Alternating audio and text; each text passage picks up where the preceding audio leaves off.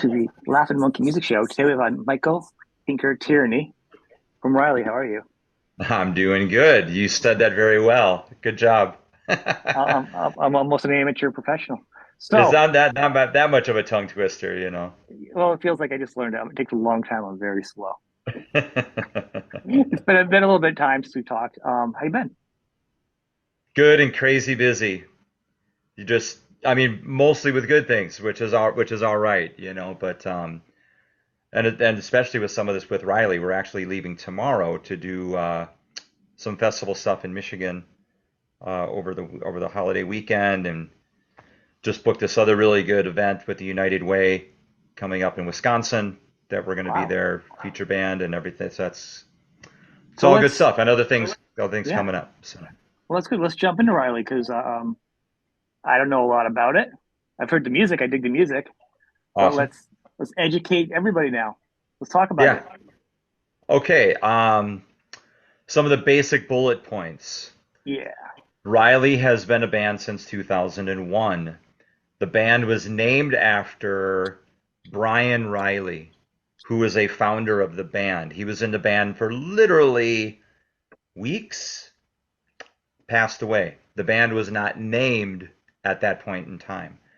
So the band was named after Brian Riley. So we Oh, like that's to cool. remind people about that. So like with a lot of the Celtic heritage stuff, it's all based on family, you know. Hmm.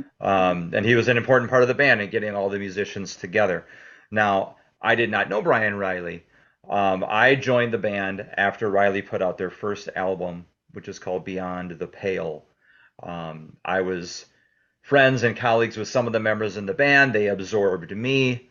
Other people kind of come and go. I eventually became the managing member of the band. So now the band has 5 albums. Wow. Yeah, and we just put out our latest record last March. We've appeared with Flogging Molly, Gaelic Storm, Luca Bloom, Michael Black, Red Hot Chili Pipers, Enter the Haggis, Screaming Orphans, and more.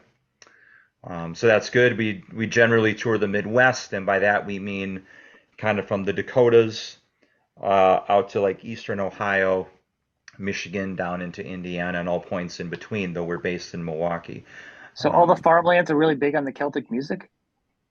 you'd be surprised. I mean, Milwaukee's got a No, I'm huge asking. I might be Celtic making a scene. joke. I'm just like I don't Yeah, understand like the musical demographics of America is yeah, mystery. yeah. I mean, there's the Iowa Irish Fest. Minnesota has their own Irish Fest. It's not just Milwaukee and Chicago and like Dublin, Ohio. And Michigan has theirs. Indy has theirs. Um, Milwaukee and Chicago got a pretty strong scene. Really? Out of all the Midwestern scenes, then the Milwaukee Irish Fest is the biggest one in the country. Um, my relatives helped to start the Irish Cultural Heritage Center here in Wisconsin. They were some of the founding members of it.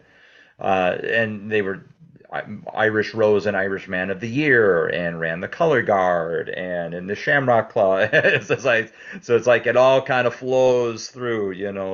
So that was an easy thing to kind of get going in when I was young. Those guys wanted me to play the bagpipes. Um, I wanted to play Iron Maiden, so we kind of met somewhere in the middle. I don't play the pipes, but I play whistle and banjo and mandolin and guitar and harmonica and ukulele and bouzouki and vocals and all those other things. Um, Wow. So how'd you start in all of those? I mean, at some point, it's a lot to focus on.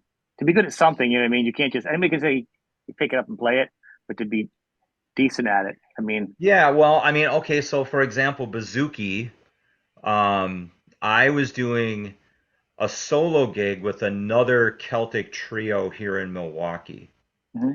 and their bouzouki and singer, we were just, we're cool to each other, and we were just kind of chatting after the gig, and he's just like, we're talking about, settling up after the gig and sharing the night, and I said, why don't you just give me your bouzouki?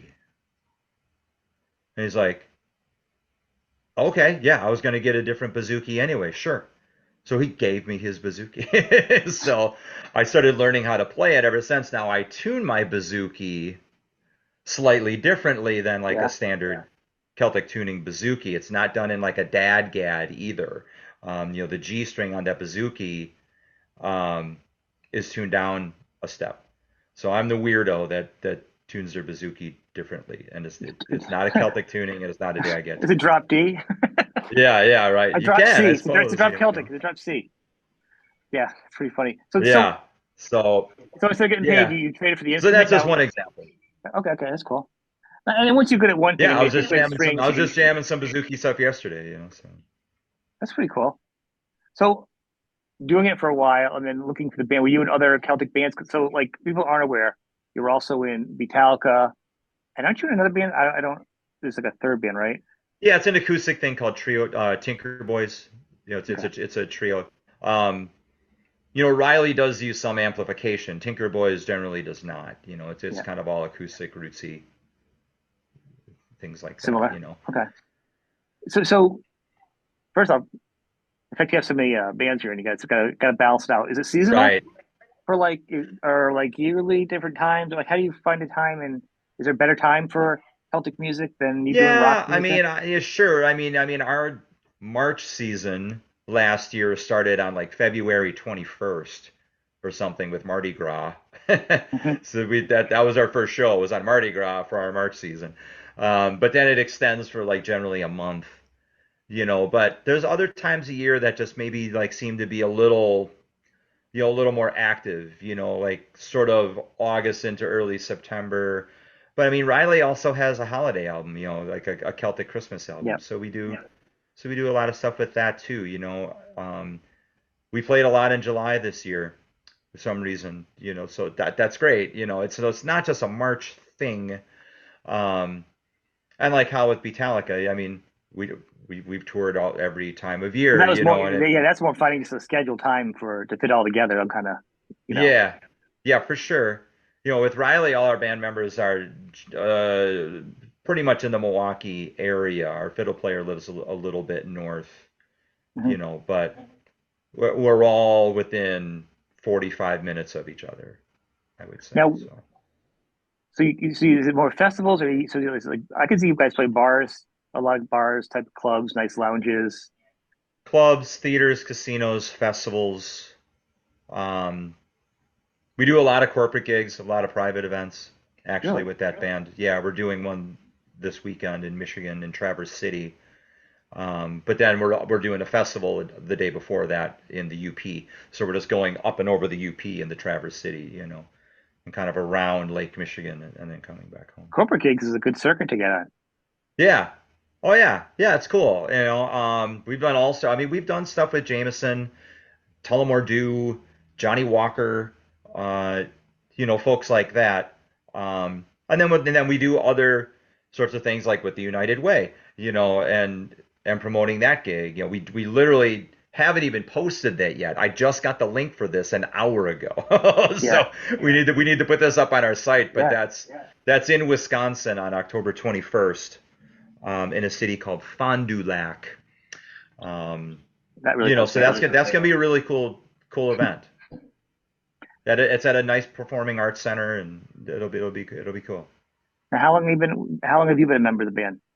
So started playing in Riley officially January of 2003. Oh wow, But the band knew I was probably going to be in November of 2002. But they were in the midst of releasing a record, and they were having some, some lineup issues without getting a bunch of into that. I just knew that I was going to be playing. And they were working their way through some things. I was actually in the process of starting my own project. And some of the members of Riley saw that and said, "Hey, instead of starting your own thing, why don't you come on with us?" So we talked about it, and that's what ended up happening. Now, when I told those relatives of mine that I had mentioned that I was joining Riley, they begged me to not join Riley. Um, Riley did not have a real great reputation. really? And they were known maybe for some things that weren't really that cool. Um, And so then it became my job to clean that up. Now I can say Riley has won the Celtic Music of the Year award twice now in the state, and we play plenty, and the musicians are good, and the players are they're good people. Everyone is solid, and so there's no issue. It's a pleasure playing with the people that I do. Um, but it took a while to get to that level. Some some things had to get cleaned up. So, Like and bad I was trying performance, like to do bad just behavior in concert, something a little general. I mean, you're kind of putting both it and out there. both, Okay. both and both. Yeah, and again, it's just like I don't need to start naming names and getting No, no, no, into no. But I mean, old hat or it's interesting. anything Like, like that, but it took years. It took years to clean up perception, really, you know. Um, but now I'm happy to be in this band, and I'm glad that we have the rep that we do, not only with clients but with other folks around and I think that's great. is it each year you do? So you're doing albums and stuff, and do you find each year the territory's getting bigger? I know COVID kind of got weird for all the bands too. Did that slow you down a little bit? Like, That's when we wrote.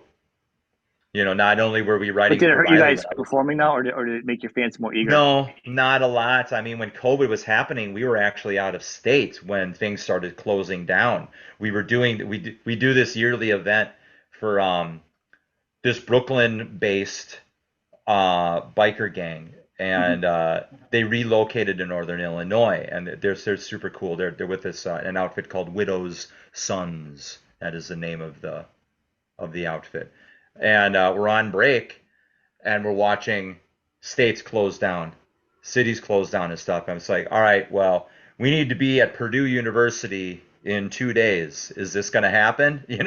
So we started losing gigs. Milwaukee stuff got canceled, Indiana stuff got canceled.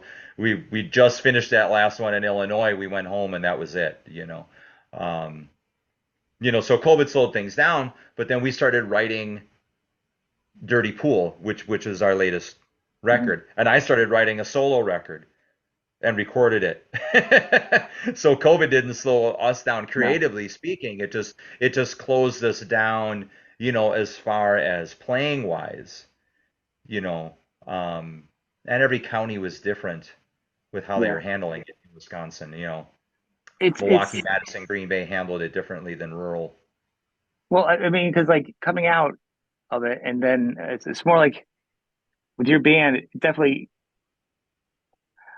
not just the albums, because obviously music is kind of hit or miss with people like listen to albums and album sales. It's more about, but when you play, when you're like clubs and lounges and bigger events and casinos and these events that you play, you got to start getting a reputation where people come back year after year. It's like it becomes really like it's a slow process, but it becomes like everyone knows you from year to year. What was that band 10 years ago? Like once you've done it and it's a regular for people, it's ingrained. It kind of gets burned into them. So my Yeah. question is that kind of like the trajectory of you guys? Like each year, you kind of keep growing slowly because you play more places, the reputation gets bigger. It's like that type of deal because there's no like play everywhere and kind of work your way in. You know, Yeah. Yeah, I mean, sure, that's the objective, but I know like later this year, I mentioned that we were losing some stuff in Purdue when COVID started hitting. We've not been back to this location for over 2 years now. So and we used to get there a lot down to that area, and so we're looking forward to getting back over there. I mean, we know we have a lot of buds over there, but now it's like we're going to say, okay, who else is coming back? Are you still coming back, after some time? yeah, Um, so we hope that's the case. We're pretty confident it's going to be some cool events that we're going to do I'm down there, sure. So I imagine you guys have different set lists for different places you're playing, right? Like Yeah, we got if you so do a much music. bar, you got probably a couple sets a night, different types of music. You mix it up with your Yeah. albums, and then I mean, like how does that all play out? If you're doing like a festival, you probably have certain classic stuff you do that everybody recognizes, and then you slip some other Some, stuff in. I mean, yeah. how does that work? Yeah, it'll depend on the amount of time. Um, like if we get, like for example, when we played Milwaukee Irish Fest recently, Mhm. we focused on the latest record and I think we did 8 songs off the latest record. So it was very new album heavy, and then we did, I think, 2 or 3 off of some previous albums. Um, I don't even really know if we did, we did some traditional covers, but they're ones that we've absorbed and have recorded on our own. Mhm. So we've made them our own versions of them. Because I don't If know you're the doing, audience. You know what I mean? yeah, How like if you go to new music nowadays for certain types of music, everyone's like, well, I can do 2 songs and I'm pushing it. They want to hear the yeah, certain things. right. And if I'm not doing it, if I'm not a band that already has hits, I need to do other people's hits. So my thing is, I don't know the you know Celtic audience if they're like we just like good music. You know what I mean? Yeah, Good Celtic music, and we're pretty open to a certain thing. yeah. I mean, we may do some songs by bands that, if they're not traditional, maybe they're contemporary, and that doesn't Right. mean you too. It means things like, Pogues and Saw Doctors. If Yep. people want to hear Dropkick and Flogging, sure, we can do that. Waterboys, Luca Bloom, Horse Lips, the other Silly Wizard, like some of these other bands that are in that in Some of the that best names community. ever. Yeah, right, Some great right. names. Yeah, so we can do all that. I mean, with the amount of music that Riley has. Okay, here's an example. We did this gig at a casino on St. Patrick's Day one year. Gig it was just outside Madison, Wisconsin. Yeah. And the sound guy there was Yanni's sound guy. Really. Okay? Yeah. Yeah, it's pretty rad. And so we got to play on St. Patrick's Day. It's a dry gig for us because it's a casino and we're employees of the casino. It's a 9-hour gig Wow. from noon until 9. That's how long we played. And so we're playing, we do a set and stuff like that, then do another set, then do another set. After the 6th set, the sound guy comes up to me and he's like, man, I've obviously been here the whole time and you've not repeated a single song. And I'm like, yeah, we got 3 more sets to go and we're recording it. And we showed him that we're recording everything live. We did 9 hours, no repeats, and we still Wow. had songs left over. Jeez. So to give you an idea of how difficult it is sometimes to make a set list, you know, there's always songs that get left out. And you're just That's a lot of like when you songs go to to know, though. like when you go to see like some cool band that you like, and you're just like, man, I wish I could write their set list because I could have written an entirely different set list and been just as Yeah. happy with their show. I mean, I say that about bands, you go see Kiss and pretty much 90% of the songs that they're gonna play. I'm like, yeah, dude, let me pick the set list. Because Yeah. you're gonna play Mr. Speed, Watching You, you know, All the hits. Take Me, Charisma. You're gonna do all those songs. So that's what it feels like for us.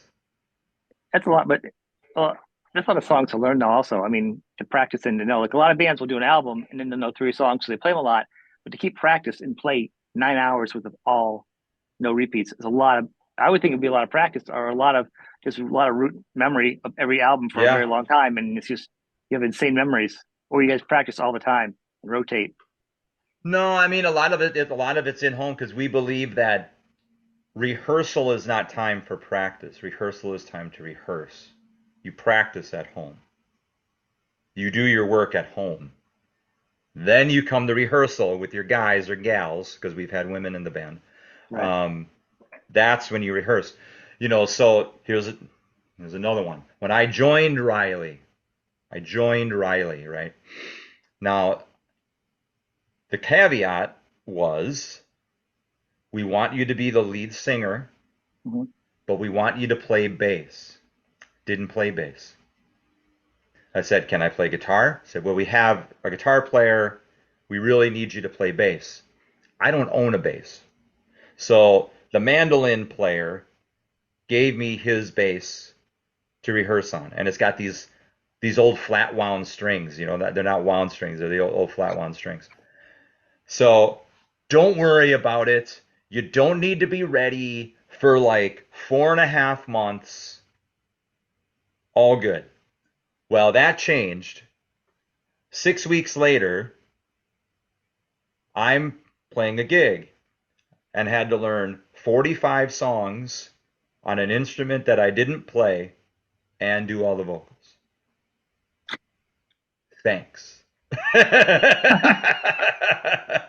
That was bananas. the first gig. So, How'd yeah. it go? Pretty good. Yeah. Well, I'll put it this way. They kept me in the band. They kept me in the band, and eventually I changed, I was playing bass in Riley for, I'm gonna say 6 years, something like that. And I got all my own bass gear and stuff like that. Got this really cool Fender P bass and nice Yeah. Ampeg setup and did that whole deal. But then the guitar player left, and I'm like, okay, time to make a move. And then we absorbed a bass player. So I did the Blackie Lawless thing. I went from bass to guitar, but I still kept the buzzsaw between my legs for every Good, Riley gig. good, good. But it's underneath your kilt, right? Yeah, yeah. I use it to slice corned beef. Just clean it when you're done. Don't want anybody getting sick. That's that's an amazing amount of music you learn, and just the band plays. That's quite a lot. And a lot of bands don't play that much or learn that much music. So uh, sure. Yeah, I mean we're ready to play hours and hours of music at a time. You know, that's insane. and we have 7 new songs besides what's on Dirty Pool. We're already playing the songs out. Yeah, I'm probably recording next year. Really. Yeah. So why are you playing the new songs already? You still have an album you're kind of still putting out there. Because we love writing, and everyone writes Yeah. in the band. Um, we are at, I don't know if I should say we, but I am at a point in my life where I feel like songwriting and recording is a diary of my life. So I want to write. I want to record. I Mhm. feel like if you're a musician or a player and you're not writing in some way, shape, or form all the time, I don't get it. I think you should always be writing. Well, I think inspiration hits some people more than others. I think some people wish they Maybe, could write and they can't. maybe You I'm know. yeah, maybe I'm the one with the weird tick in my head. No, not the odd, but I mean, let's be honest. I've talked to a few people on the show, and I always like talking about the songwriting process. And some people, they'll have no ideas, and they just, no matter what they do, they can get up every day. And some people just every day they just write a song, whether it's good or bad or whatever. 8 to 12. They have a Yeah, time limit. They do it. They have everyone has their own way of doing it. And they'll come up with a song, a melody in their head, and they come home or wherever they're at, and they don't write it down. And if they can remember the yeah, melody, it's a good yeah. song Our fiddle because player did one people of those remember that. songwriting challenges. Otherwise, if they can't remember their own song they thought of, remember it. It's not good. Yeah, I wouldn't do that because I have a whole memory. I'm like, it could have been good. yeah, yeah. Our fiddle player did a songwriting challenge, like write a song a day for 30 days. Wow. He did that a while back. And then we did, so last year over on St. Patrick's Day, this is true. We did this gig in Chicago at Midway Airport, okay, at the airport. And we were the landing party, like literally the landing party. So people would come in off the planes, walk into Midway Airport. Here's Riley. And we're playing. And we're started, it's like 6 in the morning on St. Patrick's Day. You know what I mean? Wow. But their thing was they're like, look, um, we just want it to be instrumental, no vocals. I'm like, that's actually really helpful Okay, in six two o'clock in the ways. morning 1, 6 o'clock in the morning, and we're playing until 1 in the morning at the at airport or the various place. Oh locations. yeah, okay, yeah. We did 3 gigs that day. And so what we did was we started coming up with chord progressions and different riffs and different things to save. And now some of those songs have become actual songs post Dirty Pool that will be on whatever the next album is called. So it was a really good working tool sort of Yeah, gig and super low maintenance. As long as we could get through TSA, we're golden. You know what I mean? So, that's an interesting gig you did playing at the airport. yeah, It's kind of I don't know, couldn't imagine that. I mean, somebody had a good idea. It'd be kind of fun to walk in and hear that, at the yeah, airport. yeah, yeah. So my mom calls me. I'm on break, because she wants to know where I'm at on St. Yeah. Patrick's Day. She was like, "Okay, where are you?" I said, "I'm at Midway Airport." She was just like, "Why are you flying out somewhere?" I said, "No, we're playing." And she said, "Well, where are you playing?" And I said, "Right on runway 6." And she's just like the phone got quiet. I don't know if there's a runway 6 at Midway, but it was like it sounded good. It was the first day. I just wanted to see my mom's reaction. So, so That's yeah, funny. said That's, so the plane just flew right over us, ma. that was took at the symbol. Yeah. I know there's that drum set. So what's the plan for people now that are new to you or are aware and just checking out the interview?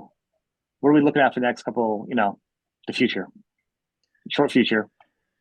Okay, short future.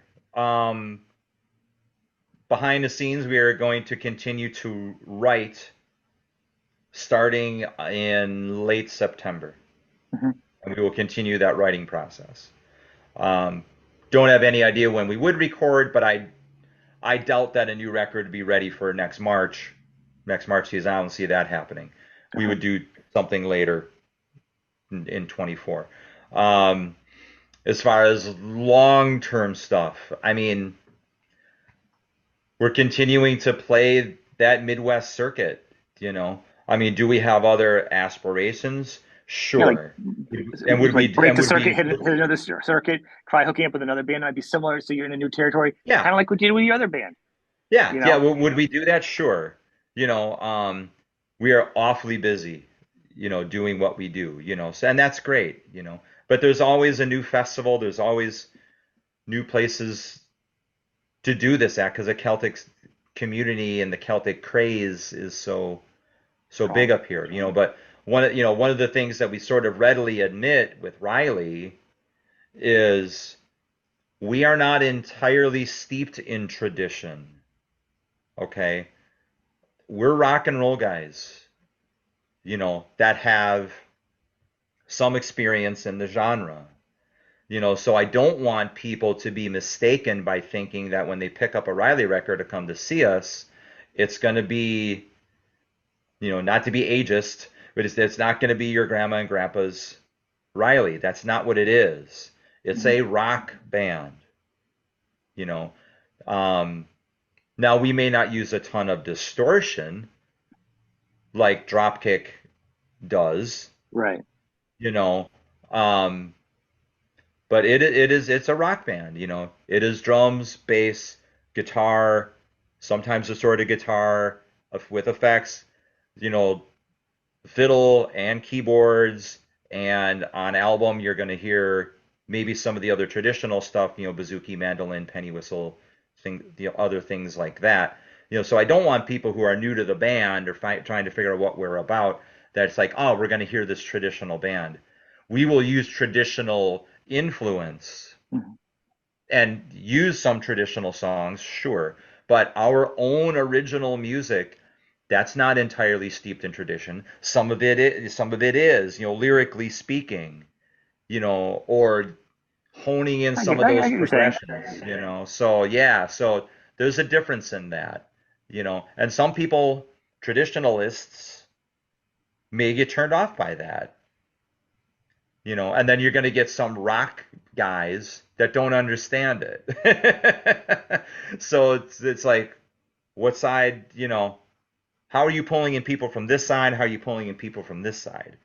You know, Well, I think that's the the difference. way you're performing it, and I can say this when I saw you guys, I think you guys came in, and I think it wasn't as well known the audience when you guys played. When I saw you, you went over the crowd. You know, you really kind of came in and pulled it out. It was Yeah, and good. you got to have a willing a willing audience, a receptive audience, but you got to present the product, I mean, everybody was interested, but I think you as really, such. really, especially to get people talking afterwards, you really kind of blew them away. I don't think they were expecting, which is great. Yeah, yeah. And I think Riley does that too. I mean, we'll play I could see you new doing that. venues, Yeah, new festivals, and things, and so it's like, wow, this was awesome. We're coming back. It's, hey, where can we pick up merch? I'll do solo gigs and duo gigs that aren't even Riley gigs, and people are coming to the gigs asking for Riley good. CDs That's because they nice. know I'm in the band. Yeah, So that's that's great. cool. Yeah, it's really good. So, last question before we wrap up. Somebody's new to the band. What's the gateway drug album they should listen to for you guys? Like, what album of ours should they listen Yeah, to? yeah. Well, I mean, I'd say Dirty Pool, just because that has the most current All lineup and the right. most current songs. Um, and I think sonically speaking, between the rest of the albums, I think it sonically is the most mature and sounds the Okay. best. Oh, and here's a large cat. Hello. I could hear the Say hi, sound, so I'm Naya. glad you showed it was a Say cat hi, because I was kind of Naya. concerned. Hello, Sean. um, but you know what album that I really think always sounded really good is Mhm. that Christmas album. Now that album um, was on a label called Oleo, right? And it the lead single off it is a song called Dear Santa, I Can Explain. Now that's an original song. That's not a traditional Yeah. song. That song was featured on a morning show program, um, the Daybreak program, or something like that it was called. But it was like with Rascal Flatts and ZZ Top and Beyonce, like all these, and then there's Riley. It's like this weird this weird thing. So he said it's like that Sesame Street thing or whatever, Yeah. that you put the One of these boxes, things which that, well, yeah, one one of these says things not like the doesn't other. belong. Yeah, Yeah. Yeah. yeah, we're down in the lower left. You know what I mean? So That's awesome. That's awesome. I want people to check you guys out. The link, as usual, will be at the bottom of the show on YouTube and the podcast. Everywhere you go, click on the link and check out the band. yeah, Thanks, man. I'm glad yeah. you could do this. RileyRocks.com. Facebook is Riley Rocks MKE. Or no, that's Instagram, Riley Rocks MKE. Facebook is Riley Rocks Irish. Um, if you just type in Riley Rocks on your computer, you're going to get to a location called the Riley Rocks. That is not us. We are not inanimate objects. We are human beings. So Well, it's very important to distinguish. Okay. yeah. Thanks, man. Thank you. You guys Right have a on, good man. night. Thank you.